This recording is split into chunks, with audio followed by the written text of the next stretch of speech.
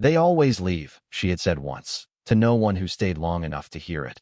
And the wind had carried her voice across the frozen plain like it meant nothing, like it always meant nothing, until the day something fell out of the sky again. The impact came low and distant, a dull metallic groan rolling under the ice like thunder trapped beneath glass, and Lyra Vane didn't flinch, didn't turn right away, because she had learned that curiosity cost more than survival on this world. But, still, after a moment, her eyes, sharp, luminous, the color of deep water under starlight, shifted toward the horizon, where a thin column of smoke curled into the pale sky, slow and stubborn, refusing to disappear.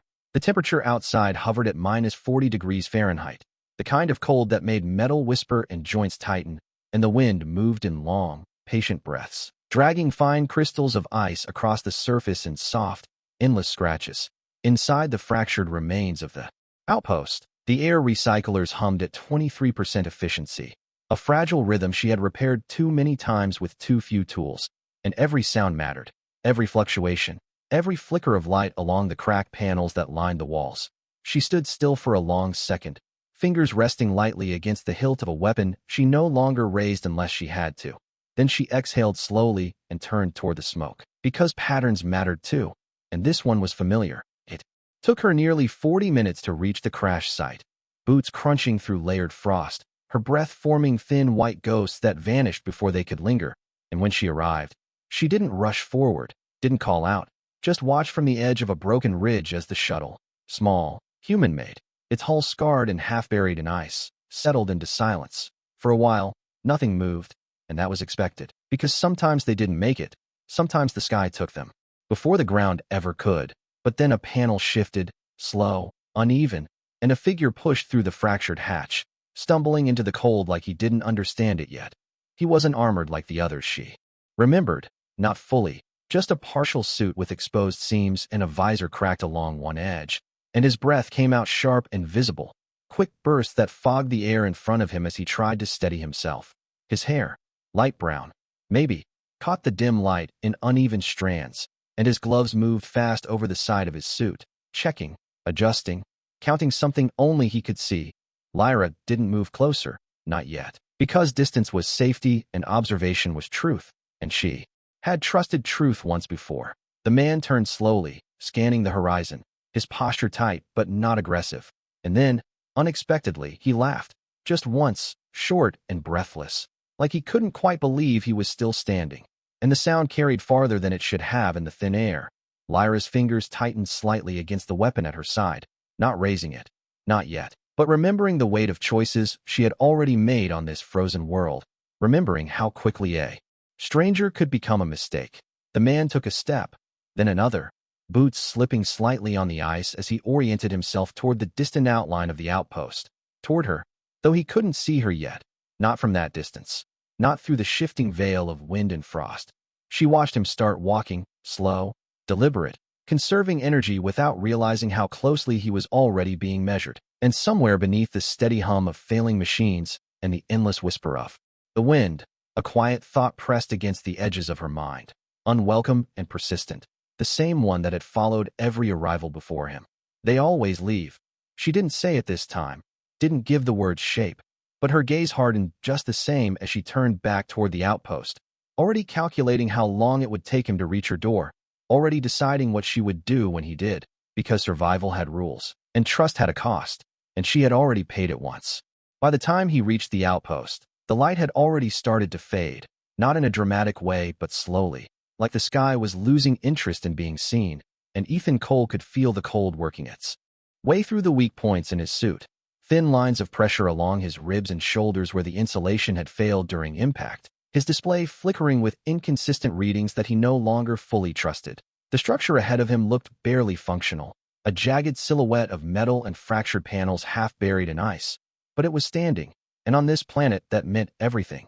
He slowed as he approached, boots crunching softer now, more deliberate, because something about the place felt occupied, not alive in the way Earth definitions required, but used, maintained, breathing in its own mechanical way. The outer door was sealed, though not completely intact, and a faint seam of light cut through the edge like a warning more than an invitation. Ethan raised a gloved hand and knocked once, the sound dull against the reinforced alloy. then waited, listening, counting his breaths as vapor curled in front of his visor. Nothing answered at first, only the distant wind and the low hum of failing systems from somewhere inside. And he almost turned away, already calculating how long he could last if he kept moving, when the door shifted a fraction of an inch, just enough to break the seal. It did not open fully, only paused there, restrained, as if whoever controlled it had decided that distance still mattered. Ethan did not step forward, did not force it. He simply lowered his hand and spoke through the small gap, his voice steady but worn from the cold. "I am not here to take anything. I just need shelter for a few hours." Silence followed, not empty but heavy, the kind that carried thought behind it. And then the door slid open just enough for him to see her. She stood several feet back inside the dim corridor, tall and still, her blue skin catching the weak interior light in subtle gradients, like deep water under ice, and her eyes fixed on him without hesitation or welcome. There was no fear in her posture, only control, and something older than either of them standing between them. "You will leave," she said, her voice even, almost quiet, but certain in a way that made the words feel rehearsed, like a conclusion rather than an accusation. Ethan exhaled slowly, feeling the cold bite deeper as the door remained only partially open. And for a second, he considered what answer would keep him alive the longest, what version of truth might matter here. But instead he shook his head once and said, "I do not know that yet." The honesty hung there, unprotected, and for a brief moment her expression shifted, not softer, not trusting, just slightly less certain. As if the expected pattern had broken by a fraction, she stepped aside without another word, giving him just enough space to enter. And as he crossed the threshold, the temperature change hit him immediately, still cold, still far from safe, but survivable. The door sealed behind him with a low hiss, cutting off the wind, and the sound of it closing felt louder than it should have, final in a way that made him glance back once before turning forward again. Inside, the air smelled faintly metallic, mixed with something sterile and old, and the lighting flickered in uneven pulses that cast shifting shadows along the walls. Ethan removed his gloves slowly, flexing his fingers as sensation returned in small, painful waves, then looked toward the central console where several panels had been opened and rewired with careful precision. "The system is failing," he said quietly, more to himself than to her. But she heard it anyway. "It has been failing for a long time," she replied, her gaze never leaving him, as if measuring not just what he did, but why he did it. Ethan nodded once, then stepped toward the console, stopping halfway as if asking permission without words. And when she did not stop him, did not raise the weapon at her side, he moved closer and began examining the exposed circuitry, his movements methodical despite the tremor in his hands. He did not ask her name, did not question why she was alone here. He just worked, adjusting connections, rerouting power where he could, because sometimes the only way to prove anything was to fix what was breaking. Behind him, she remained still, watching, waiting, and for the first time since he had fallen from the sky, the silence between two beings did not feel like an ending, but like something that had not decided what it would become yet. The panel sparked once, a brief flicker of light that illuminated the inside of the station in a cold, uneven glow, and Ethan leaned in closer, adjusting a loose connector with careful pressure, his fingers still stiff from the cold, but steady enough to follow the logic of the system as it revealed itself piece by piece. The display beside him blinked from red to amber, then held, not stable, but no longer failing at the same rate. And that was enough for now. Behind him, Lyra had not moved, her presence quiet but constant, like a second current running through the room that he could not see but could feel in the way the air seemed to tighten whenever he paused. "You are not asking questions," she said after a while, her voice cutting through the low hum of the machinery, not sharp, not accusatory, just observant. Ethan did not turn around immediately, tightening one more connection before he answered, "I will ask when it matters." And then he sat back slightly, exhaling as he watched the system stabilize by a fraction of a percent.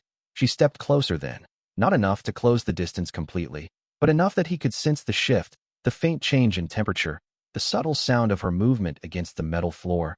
"Humans always ask," she said, quieter now, as if the statement was less about him and more about something already decided long ago. Ethan wiped a thin layer of frost from the side of his suit, and finally turned his head just enough to look at her, without fully facing her. "Maybe they needed answers more than they needed people," he replied, and there was no weight behind the words, no defense, just something said out loud because it fit the moment. Lyra's eyes narrowed slightly, not in anger but in focus, as if she was trying to place him into a category that refused to hold him properly.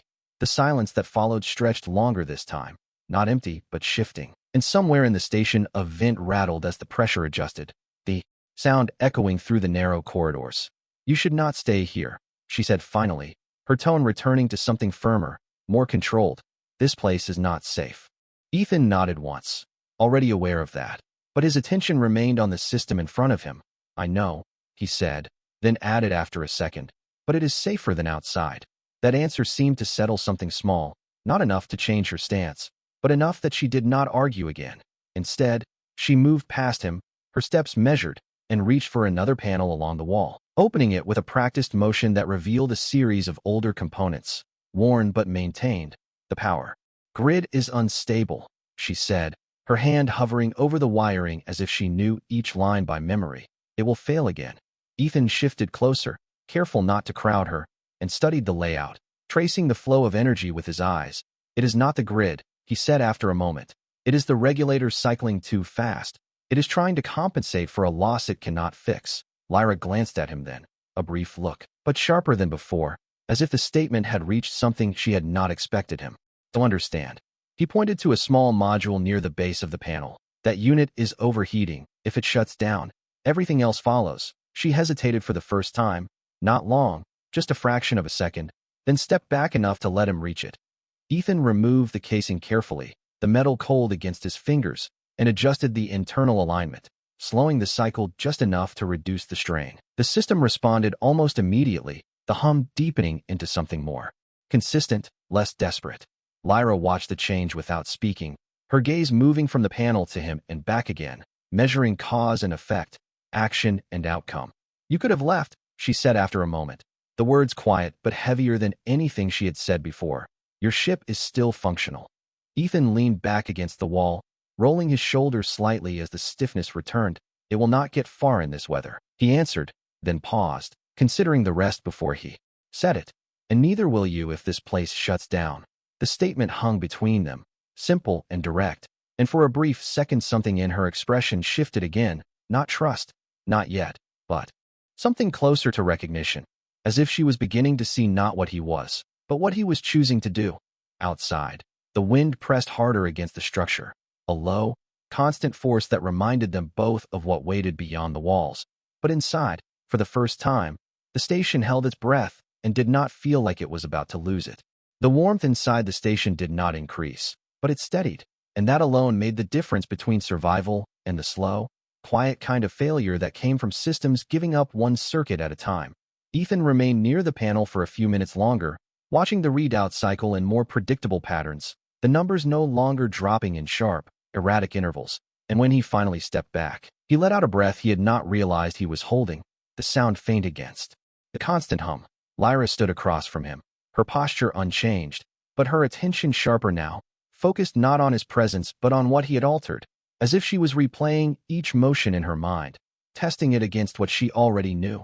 "You adjusted the cycle rate," she said, not a question, and he nodded once, rubbing his hands together slowly to bring back circulation. "It buys time," he replied, "not a solution, just time." She considered that for a moment, her gaze shifting briefly to the ceiling where a thin line of frost had begun to recede along one of the vents, then back to him. "Time is what this place has been losing," she said quietly. Ethan gave a small, almost tired smile at that. "Yeah, most places do eventually," and the simplicity of the answer seemed to catch her off guard again, not because of what he said, but because he did not try to make it sound like more than it was. The station settled into a new rhythm around them, the low vibration underfoot evening out into something closer to stable, and for a while neither of them spoke, the silence no longer sharp but still cautious, like two strangers standing on the same narrow ground without deciding whether to share it. Ethan moved away from the console and toward a nearby storage unit, opening it with a careful pull that revealed a small collection of supplies, most of them worn, some repurposed, all of them organized with a precision that told him she had been alone here long enough to depend on order. He took out a compact thermal pack from his own kit and placed it on the surface between them, not pushing it toward her, not offering it directly, just setting it there as something that existed if needed. She looked at it, then at him, her expression unreadable for a second longer than before. "You assume I need that," she said, and there was a faint edge in her voice, not anger, but resistance. Ethan shook his head slightly. I assume it might help. And then he stepped back, giving the space back to her without waiting for a response. That seemed to matter more than the object itself. The way he withdrew instead of insisting. And after a moment, she reached forward and picked up the pack, her movements slow, deliberate, as if testing not the item but the intention behind it. The silence returned, but it had changed again, less about distance now and more about something being measured carefully. Outside, the wind shifted direction, striking the side of the station with a low, sustained pressure that rattled one of the outer panels, and Ethan glanced toward the sound instinctively, his body reacting before his thoughts did. Storm is getting stronger, he said, more to the room than to her, and she followed his gaze briefly before looking back at him. It always does at this hour, she replied, then added after a pause, you should rest while the systems are stable. He hesitated, not because he did not need the rest, but because leaving the console felt like stepping away from the one thing he could control. Still, he nodded and moved toward a section of the room where a narrow bench had been cleared, sitting down slowly as the fatigue caught up with him all at once, heavy and immediate. He leaned forward, elbows on his knees, letting the heat from the station, weak as it was, settle into his suit, and for a moment, he closed his eyes, just long enough to feel the difference between surviving outside and being here. Across the room, Lyra remained standing, watching him in a way that was no longer just defensive, her gaze tracing the way his shoulders lowered as the tension left them, the way he did not reach for a weapon, did not position himself for advantage, but simply stayed where he was. You are not afraid, she said after a while, the question hidden inside the statement, and Ethan opened his eyes, looking at her without moving. I am, he answered, his voice quieter now, but steady.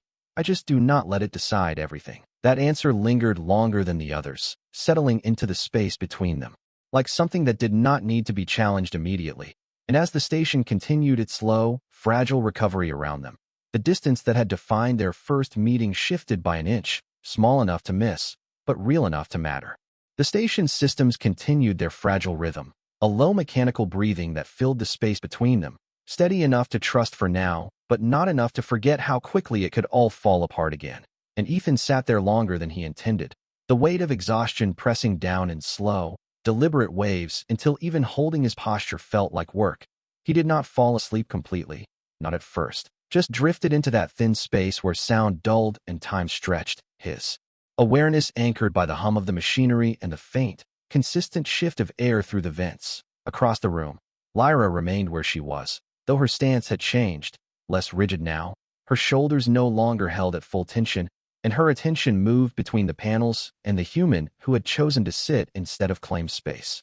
She had seen humans rest before, had seen them lower their guard, but it had always come with something else, a calculation, a hidden expectation, a moment before departure, and she watched him carefully, waiting for the pattern to reveal itself.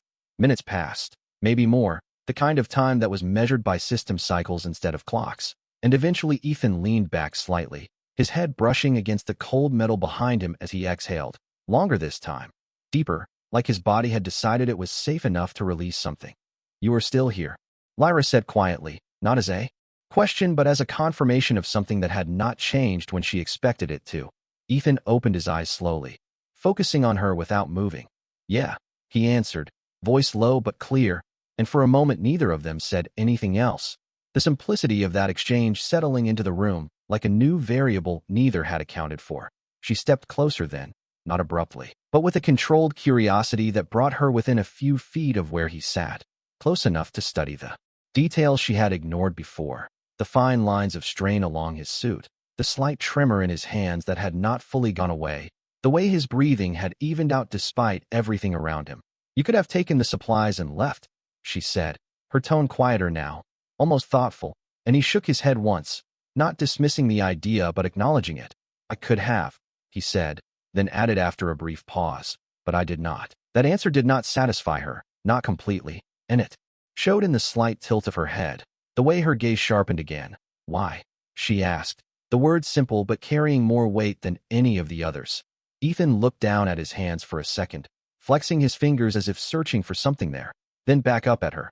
Because you needed help, he said, and there was no emphasis in his voice, no attempt to make it sound like anything more than it was. Lyra's expression shifted, not dramatically, but enough that the distance in her eyes wavered for the first time, as if the answer had not fit into the structure she had built around her understanding of humans.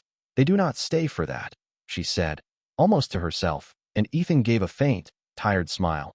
"Maybe they should," he replied, the words landing softly but holding their ground. Outside, the storm pressed harder against the station, the wind now a constant force that vibrated through the walls in low, steady pulses. And inside, one of the overhead lights flickered before stabilizing again, casting a brief shadow across her face that made her features seem sharper, more defined. She looked at him for a long moment after that, longer than before, her gaze no longer just measuring what he might do, but trying to understand why he had not done what she expected. "You will leave eventually," she said, the certainty returning, but quieter now, less absolute, and Ethan nodded slowly, not denying it. "Yeah," he said, "someday," and then, after a second, he added, "but not tonight." The words settled into the space between them, simple, unguarded, and something in the way he said them made it harder to dismiss. Not because they promised anything, but because they did not. Lyra did not respond right away, her eyes holding on his a moment longer before she stepped back, the distance returning but not in the same way it had before, and as she turned slightly toward the console, her hand resting lightly against the panel he had repaired, she realized that for the first time since the sky had brought another human to her door, she was not waiting for him to leave, she was waiting to see if he would stay. The storm did not pass, it settled, pressing its weight against the station in long, unbroken waves that made the outer structure groan in quiet protest. And sometime during that steady pressure, Ethan drifted into a shallow sleep, not fully gone, just enough for his breathing to slow and his body to release the last of its immediate tension. The bench beneath him was hard, the air still cold, but it was stable, and stability was something his system had learned to accept without question. Across the room, Lyra did not rest, not in the way he did. Her species had never relied on sleep in the same pattern, but even without that difference, she would not have allowed herself to close her eyes, not with a human inside the walls she had fought to maintain. Instead, she moved quietly through the station, checking panels, adjusting minor imbalances, her hands moving with practiced precision, each action small but necessary. And every few moments her attention returned to him, confirming that he had not moved, had not changed, had not disappeared. Hours passed like that, marked only by the soft cycling of the systems and the occasional shift in the wind outside. And eventually Ethan stirred, his shoulders tightening slightly before he opened his eyes, the return to awareness immediate as he took in the room, the panels, and finally her. "You did not leave," he said, his voice low, still carrying the edge of sleep, and Lyra paused in her movement, her gaze settling on him without hesitation. "Neither did you," she replied, and there was something different in the way she said it. Not a challenge this time, not even a test, just a statement placed between them. Ethan pushed himself upright, rolling his neck once as he winced at the stiffness. "Yeah," he said, quietly, "looks like we both made the same decision."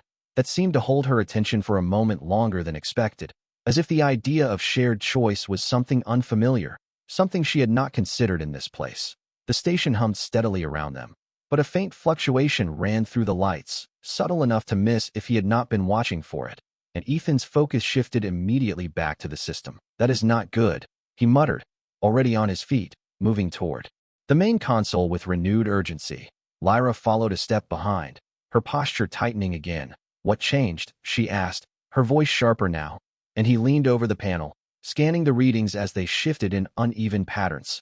"The regulator is holding," he said quickly, "but the external intake is freezing over, airflow is dropping." As if to confirm it, a low warning tone pulsed through the station, soft but persistent, and the temperature reading dipped by a fraction. Lyra's gaze flicked toward the outer corridor, then back to him. "That intake is outside," she said, and the implication hung there without needing to be spoken. Ethan nodded once, already reaching for his gloves. "I know." She stepped forward then, her movement controlled but decisive. "You will not make it far in this storm," she said, not as a warning, but as a calculation, and he met her eyes for a second, steady. "I do not need to go far, just enough to clear the intake." The silence that followed was brief, but heavy, the kind that carried decision inside it, and Lyra's gaze shifted toward the sealed outer door, then back to him, measuring distance, time, risk. "You could wait," she said, quieter now. "The systems may hold." Ethan shook his head slightly, already sealing his gloves into place. "They will not," Not long enough. He moved toward the door without hesitation, each step deliberate. And as he reached for the control, he paused just long enough to glance back at her, not expecting anything, not asking for permission, just acknowledging that she was there. For a fraction of a second, something in her expression shifted again, not fear, not trust, but something closer to conflict, as if the outcome mattered more than she wanted it to. "You do not have to do this," she said, the words softer than before, and Ethan gave a small, almost tired smile behind the cracked visor. "Yeah," he said, "I know." And then he opened the door. The wind rushed in immediately, sharp and relentless, the cold biting through every exposed seam as he stepped out into it, the storm swallowing his figure within seconds. Lyra stood where she was, the door sealing behind him with a low hiss, and for the first time since he had arrived, the silence inside the station felt heavier than the storm outside, because now there was something she was not prepared to calculate, not prepared to predict. And as she turned her gaze toward the door, her hand resting lightly against the panel he had fixed, she realized that she was not waiting for him to leave anymore. She was waiting for him to come back. The moment the door sealed behind him, the world outside became something else entirely, not just cold but consuming, a force that erased edges and distance until everything felt equally far and equally unforgiving. And Ethan leaned into it instinctively. One gloved hand braced against the side of the structure as he fought to orient himself through the shifting curtain of ice. His visor crack distorted the display, scattering the already weak readings into fragments of light that flickered across his vision, and he relied more on memory than data, counting steps, tracking angles, measuring the direction of the wind against the layout he had seen only once. The intake vent sat along the outer ridge of the station, partially shielded but exposed enough that the storm had found it, layering frost and compacted ice across its surface in thick, stubborn ridges, and by the time he reached it, his breath had shortened, each inhale sharp and shallow as the cold pressed deeper through the suit's failing insulation. He crouched beside the intake, brushing away the first layer with quick, controlled movements, the ice resisting at first, then cracking away in brittle pieces that scattered into the wind. Inside the station, Lyra stood motionless near the door, her gaze fixed on the sealed panel as if she could see through it, as if watching could somehow change what was happening beyond it. And the systems around her told their own story, the airflow percentage dipping, stabilizing, then dipping again, each fluctuation a reflection of what he was doing or failing to do.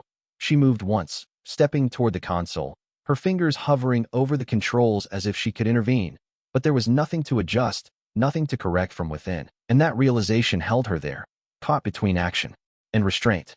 Outside, Ethan worked faster, clearing the intake in sections, his hands moving with less precision now as the cold slowed his response time, the edges of his vision dimming slightly at the corners, and he paused only long enough to steady himself before continuing, because stopping meant losing momentum, and losing momentum meant not finishing.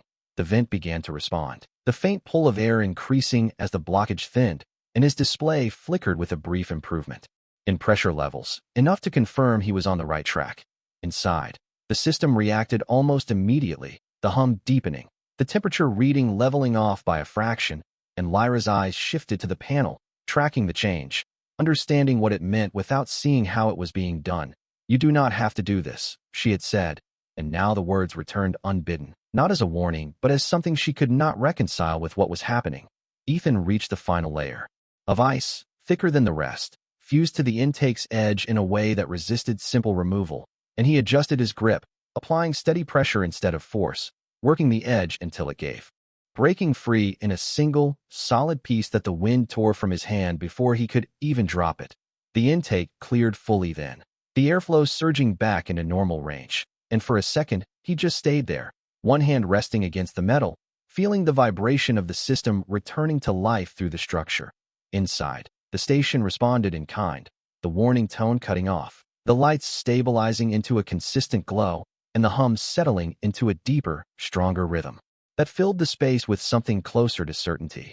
Lyra exhaled slowly, though she had not realized she had been holding her breath, her hand lowering from the panel as the readings confirmed what she could not see.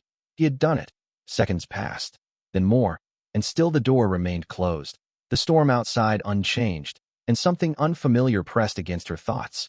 Not fear, not exactly, but a tightening that came from waiting without control.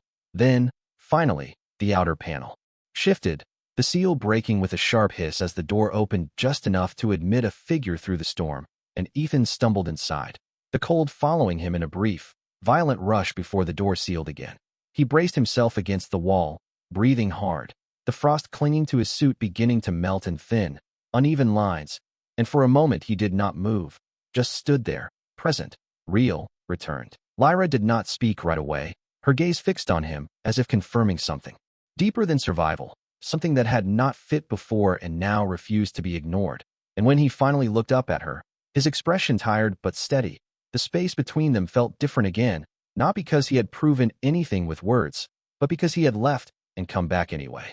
For a moment, neither of them moved, the sound of his breathing filling the space where the storm had been just seconds before, heavy and uneven as the warmth of the station fought to push back the cold that clung to him, and Ethan stayed where he was, one hand still braced against the wall, letting his body catch up with the fact that he was inside again. The frost along his sleeves began to melt and thin lines, dripping quietly onto the metal floor, and he closed his eyes briefly, not to rest, but to steady himself, to let the pressure in his chest ease before he spoke.